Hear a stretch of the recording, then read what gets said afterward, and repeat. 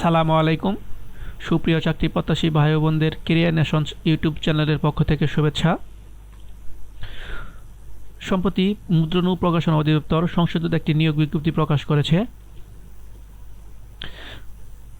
আগের নিয়োগ বিজ্ঞপ্তিটি ছিল 2023 সালে 23 আগস্ট একটি নিয়োগ বিজ্ঞপ্তি প্রকাশ করেছিল মুদ্রণ ও প্রকাশনা অধিদপ্তর। সেই বিজ্ঞপ্তিটি নতুন করে সংশোধন করে 16 জুন 2026 বিজ্ঞপ্তিটি প্রকাশ করেছে। 2023 সালে বিজ্ঞপ্তি অনুযায়ী যারা আবেদন করেছিলেন সংশোধিত বিজ্ঞপ্তি অনুসারে তাদের নতুন করে আবেদন করার প্রয়োজন নেই। 23 সালে যে আবেদন করেছিলেন ওই আবেদনেই চলবে। 23 সালের বিজ্ঞপ্তিটি দেখে নেই। এটি হচ্ছে 2023 সালের বিজ্ঞপ্তি। 23 অক্টোবর এই বিজ্ঞপ্তিটি প্রকাশিত হয়। এই বিজ্ঞপ্তিতে সর্বমোট পদের সংখ্যা ছিল 512টি। এই বিজ্ঞপ্তি সংশোধন করে নতুন করে এই বিজ্ঞপ্তিটি প্রকাশ করেছে। নতুন বিজ্ঞপ্তিটি দেখিয়ে দিচ্ছি। এটি হচ্ছে নতুন বিজ্ঞপ্তি 16 জুন 2026 সালে প্রকাশিত হয় সংশোধিত নিয়োগ। এই নিয়োগে সর্বমোট পদের সংখ্যা 431টি। তো আপনাদের পছন্দ অনুযায়ী যোগ্যতা সাপেক্ষে সেই পদে আবেদন করবেন। আমি যার আবেদনটি করে দিচ্ছি উনি হিসাব সহকারী LDA এই পদে আবেদন করবেন। ভিডিওটি শুরু করার পূর্বে একটি কথা বলি, যে যেখান থেকে ভিডিওটি দেখছেন ভিডিওটিতে একটি লাইক কমেন্ট শেয়ার করবেন। যারা সাবস্ক্রাইব করে নাই চ্যানেলটি অবশ্যই সাবস্ক্রাইব করবেন। যারা অলরেডি সাবস্ক্রাইব করেছেন তাদেরকে অসংখ্য ধন্যবাদ। তাহলে চলুন দেখে নেই আবেদন করার সঠিক নিয়মটি। আবেদন করতে হলে application form click here to apply এই লিঙ্কে ক্লিক করতে হবে। ভিডিও শুরুতেই বলেছিলাম 23 অক্টোবর 2023 তারিখে বিজ্ঞপ্তি অনুসারে যারা আবেদন করেছিলেন তাদের পুনরায় আবেদন করার প্রয়োজন নেই, তাদের আবেদন বহাল থাকবে। তো আমি যার আবেদন করে দিচ্ছি উনি হিসাব সহকারী LDA এই পদে আবেদন করবে। আপনারা আপনাদের পছন্দ অনুযায়ী যে পদে আবেদন করতে ইচ্ছুক সেই পদে অনুযায়ী আবেদন করার জন্য টিক মার্ক করে তারপর নেক্সটে ক্লিক করবেন। এরপর এরকম একটা পেজ আসবে। আপনি যদি অল জবস প্রিমিয়ামের মেম্বার হয়ে থাকেন তাহলে ইয়েস দিবেন, আর যদি না হয়ে থাকেন তাহলে নোতে সিলেক্ট করবেন। এরপর নেক্সটে ক্লিক করবেন। তারপর এরকম একটি পেজে নিয়ে আসবে। এখন এখানে আবেদনকারীর নাম ইংরেজিতে লিখতে হবে। তো আমি আবেদনকারীর নামটি লিখে দিচ্ছি।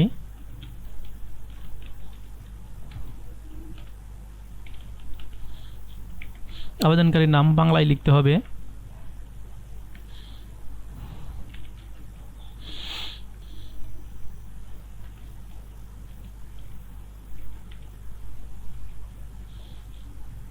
আবেদনকারীর বাবার নাম ইংরেজিতে লিখতে হবে।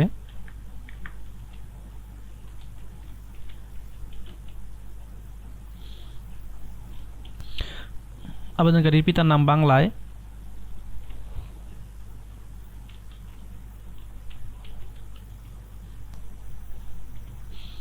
আবেদনকারী মায়ের নাম ইংরেজিতে। আবেদনকারীর মাতার নাম বাংলায়।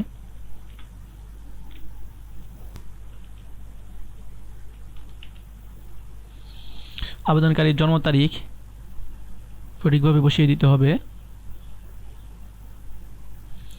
এরপর জাতীয়তা বাংলাদেশি অলরেডি থাকবে। এরপর ধর্ম এখানে যে যার ধর্ম দিয়ে দিবেন। তারপর লিঙ্গ আপনি পুরুষ হলে পুরুষ, মহিলা হলে মহিলা, থার্ড জেন্ডার হলে থার্ড জেন্ডার। তো আমি সিলেক্ট করে দিচ্ছি। এরপর ন্যাশনাল আইডি নাম্বার থাকলে ইয়েস দিতে হবে। তারপর এই ঘরে ন্যাশনাল আইডি নাম্বার দিয়ে দিতে হবে।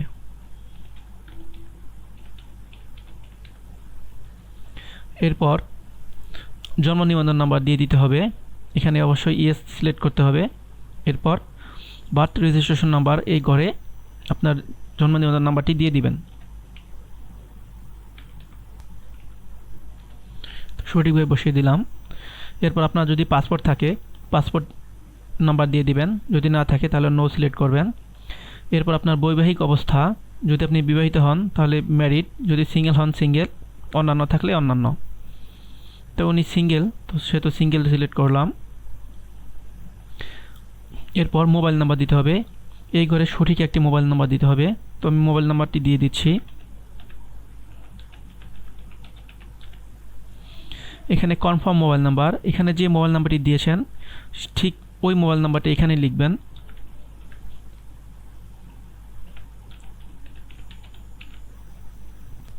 এখানে ইমেল আইডি দিতে হবে, যদি ইমেল আইডি না থাকে খুলে নেবেন, অবশ্যই সঠিক ইমেল আইডি দিবেন।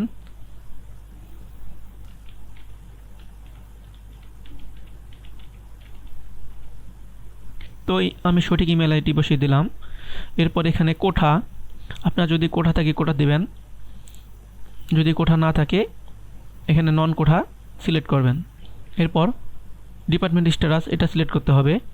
আপনি যদি সরকারি চাকরিজীবী হন তাহলে গভ এমপ্লয়ি দেবেন, যদি আধা সরকারি চাকরিজীবী হন তাহলে সেমি গভ এমপ্লয়ি দেবেন, যদি ডিপার্টমেন্টাল ক্যান্ডিডেট হয়ে থাকেন তাহলে ডিপার্টমেন্টাল ক্যান্ডিডেট দিবেন, যদি কোনোটি না থাকে তাহলে নন সিলেক্ট করবেন। এরপর আপনাকে প্রেজেন্ট অ্যাড্রেস দিতে হবে। এখানে কেয়ার অফ, চাইলে আপনার পিতার নামও দিতে পারেন, মাতার নামও দিতে পারবেন। তো আমি ওনার বাবার নাম দিয়ে দিচ্ছি।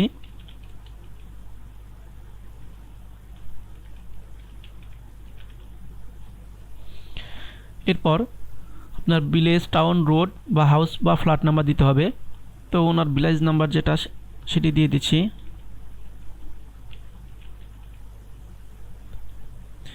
এরপর ডিস্ট্রিক্ট, আপনি যে ডিস্ট্রিক্টে সেই ডিস্ট্রিক্ট এখানে দিয়ে দিবেন।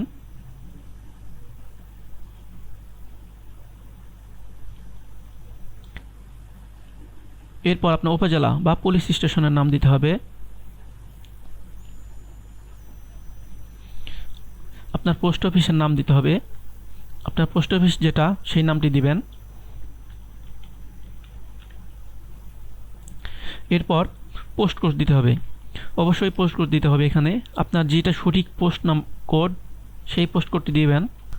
তো সঠিক পোস্ট কোড নাম্বারটি দিয়ে দিলাম। পার্মানেন্ট অ্যাড্রেস, আপনার যদি বর্তমান অবস্থা এবং স্থায়ী অবস্থা একই জায়গায় থাকে তাহলে এখানে সেম অ্যাজ প্রেজেন্ট অ্যাড্রেস দিয়ে দিবেন।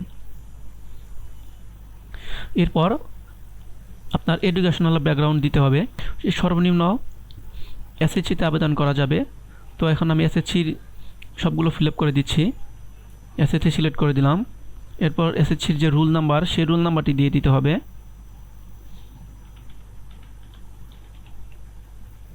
এরপর গ্রুপ বা সাবজেক্ট দিতে হবে। আপনি যে গ্রুপ থেকে এসএসসি করেছেন, আপনারা যে বিভাগ থেকে পড়েছেন সেই বিভাগ সিলেক্ট করে দিবেন। এরপর আপনার বোর্ড সিলেক্ট করতে হবে, আপনি যে বোর্ড থেকে পড়ছেন সেই বোর্ড সিলেক্ট করে দিবেন। এরপর আপনার রেজাল্ট, এসএসসিতে আপনি কত পয়েন্ট বা সিজিপিএ কত পেয়েছেন সেটি দিয়ে দিতে হবে।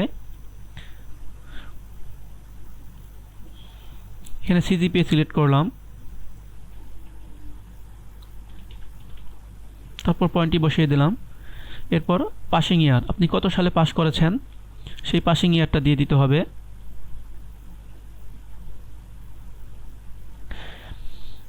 এরপর ইফ অ্যাপ্লিকেবল এইচএসসি, যদি আপনি এসএসসি পাস করে থাকেন তাহলে এসএসসি ফিল আপ করবেন।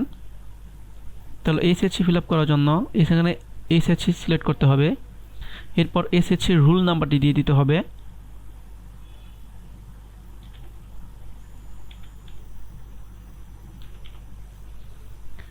তারপর গ্রুপ বা সাবজেক্ট ওই যে সেমভাবে যে গ্রুপ থেকে পড়ছেন সেই গ্রুপটি সিলেক্ট করতে হবে। এরপর সেমভাবে বোর্ড, যে বোর্ড থেকে পড়ছেন সেটি সিলেক্ট করতে হবে। রেজাল্ট টাইপ, আপনার এসএসসি যে রেজাল্ট পেয়েছেন বা যে পয়েন্ট পেয়েছেন সেই পয়েন্টটি এখানে ফিল আপ করতে হবে। এরপর পাসিং ইয়ার, কত সালে আপনি পাস করেছেন সেটি দিয়ে দিতে হবে। এখন আপনি যদি গ্র্যাজুয়েশন করে থাকেন তাহলে আপনি গ্র্যাজুয়েশন এখানে ইফ অ্যাপ্লিকেবল এখানে ক্লিক করে দিবেন। এরপর গ্র্যাজুয়েশনের সমস্ত ডাটাগুলো দিয়ে দিবেন। আপনি কোন প্রতিষ্ঠান থেকে গ্র্যাজুয়েশন কমপ্লিট করেছেন সেটি দিয়ে দিবেন।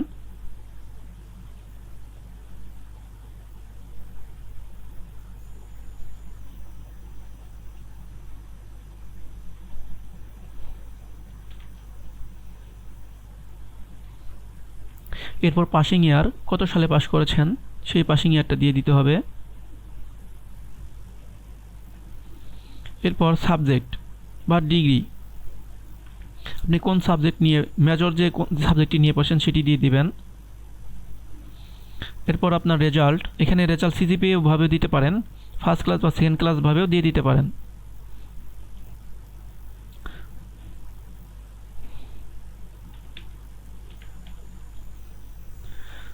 কোর্স ডিউরেশন সেটি সিলেক্ট করে দিবেন। আপনি যদি মাস্টার্স কমপ্লিট করে থাকেন এবং রেজাল্ট পাবলিশ হয়ে থাকে তাহলে ইফ অ্যাপ্লিকেবল এখানে ক্লিক করে এসএসসি, এইচএসসি এবং গ্র্যাজুয়েশন ডাটাগুলো যেভাবে বসিয়ে দিলাম ঠিক সেমভাবে বসিয়ে দিবেন। এরপর জব এক্সপিরিয়েন্স যদি থাকে তাহলে অবশ্যই জব এক্সপিরিয়েন্স এখানে দিয়ে দিবেন, না দিলেও সমস্যা নেই। এরপর সিকিউরিটি কোড বসিয়ে দিতে হবে এই ঘরে। যদি এই যে সিকিউরিটি কোডটা, এই কোডটা এখানে বসিয়ে দিতে হবে। যদি আপনি এটা না বোঝেন তাহলে যে ক্লিক হেয়ার এখানে ক্লিক করলে চেঞ্জ হবে। তারপর আপনার যদি বুঝতে পারেন তাহলে এখানে এটা লিখতে হবে। সিকিউরিটি কোডটি সঠিকভাবে বসিয়ে দিলাম। আবেদন সাবমিট করার পূর্বে সমস্ত আবেদনটি ভালো করে দেখে নেবেন। তারপর এখানে একটা টিক মার্ক দিয়ে সাবমিটে ক্লিক করবেন। সাবমিটে ক্লিক করার পর সম্পূর্ণ আবেদনটি আপনার সামনে শো করবে। যদি কোনো কিছু চেঞ্জ করার প্রয়োজন পড়ে তাহলে change needed, click here two edit the application এখানে ক্লিক করতে হবে। আমি যার আবেদনটি করে দিচ্ছি, আবেদনটি করার সময় যথেষ্ট সময় নিয়ে আবেদনটি করেছি, প্রত্যেকটি ডাটা সুন্দরভাবে ফিল আপ করেছি, বিদায় কোনো কিছু পরিবর্তন করার প্রয়োজন নাই। এখন আমাদের ছবি এবং সিগনেচার আপলোড করতে হবে। ছবি এবং সিগনেচার আপলোড করার পূর্বে অবশ্যই ছবিটি 300x300 পিক্সেল এবং জেপিজি ফরম্যাটে হতে হবে, সর্বোচ্চ 100 কেবির মধ্যে থাকতে হবে এবং সিগনেচার 300 এবং 80 পিক্সেল জেপিজি ফরম্যাটে থাকতে হবে। ফাইল সাইজ 60 কেবির মধ্যে থাকতে হবে। এখন ছবি আপলোড করব, সেজন্য আমাকে চুজ ফাইলে এখানে ক্লিক করতে হবে। আমি ছবিটি আপলোড করে দিলাম। এরপর সিগনেচার আপলোড করতে হবে, সেজন্য চুজ ফাইলে ক্লিক করতে হবে। এরপর জেপিজি ফরম্যাটের 300x80 পিক্সেল জেপিজি সেটা সিলেক্ট করতে হবে। এখন সব কিছু সুন্দরভাবে আপলোড করার পর এখানে একটা ক্লিক করতে হবে। এই টিক মার্ক দেওয়ার পর সাবমিটে ক্লিক করতে হবে। এরপর আপনাদের সামনে এরকম একটি ডেটা শো করবে, অ্যাপ্লিক্যান্টস কপি। এরপর এটি অবশ্যই ডাউনলোড করে সংরক্ষণ করতে হবে। তো আমি ডাউনলোড করে নিলাম। এরপর একটি ইউজার আইডি পাবেন, এই ইউজার আইডি দিয়ে 72 ঘন্টার মধ্যে পেমেন্ট সম্পূর্ণ করতে হবে। যদি 72 ঘন্টার পরে পেমেন্ট করেন আবেদন সম্পূর্ণ হবে না। আবেদন করার লিঙ্ক ডেসক্রিপশন বক্সে দেওয়া থাকবে, ওখান থেকে দেখে নেবেন। যারা আমাদের মাধ্যমে আবেদন করে নিতে চাচ্ছেন তারা অবশ্যই কমেন্ট বক্সে আপনাদের মতামত জানাবেন। ভিডিওটি ভালো লাগলে লাইক, কমেন্ট, শেয়ার এবং অবশ্যই সাবস্ক্রাইব করবেন। আজকের মতো এখানে বিদায় নিচ্ছি। আসসালামু আলাইকুম।